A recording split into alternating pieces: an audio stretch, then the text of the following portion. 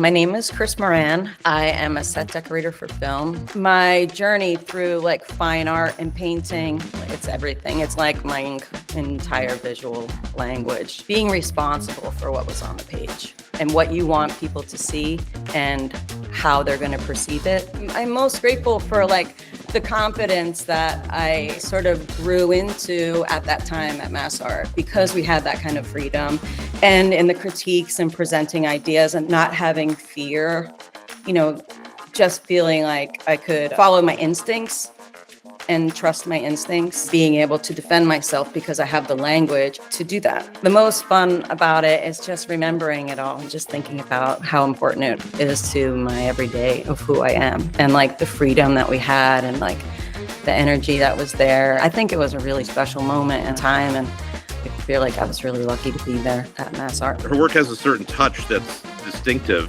and recognizable, even when it's kind of subsumed into the work of other people, such as film directors. Kris is very funny, and she's kind of lighthearted. She doesn't let things bother her or interfere with her work, and she creates a kind of warm atmosphere that's fun around her, which I think is important when you're dealing with things like film sets. You don't want it to become too heavy.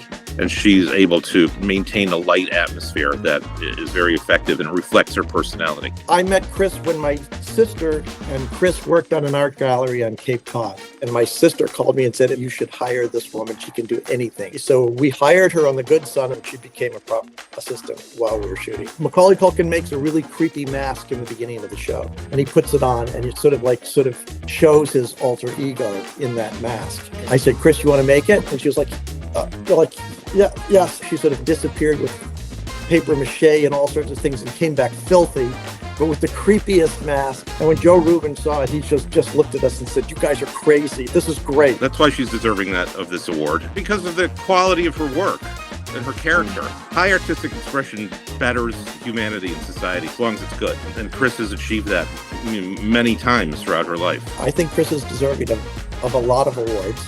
If it comes to visual arts, absolutely. But then just the way she's gone about it, the inclusion of everybody as she's gone forward, because she doesn't see herself as a booming success or anything like that. She's just happy that along the way, people have supported her. So she just sort of reaches right back and does it.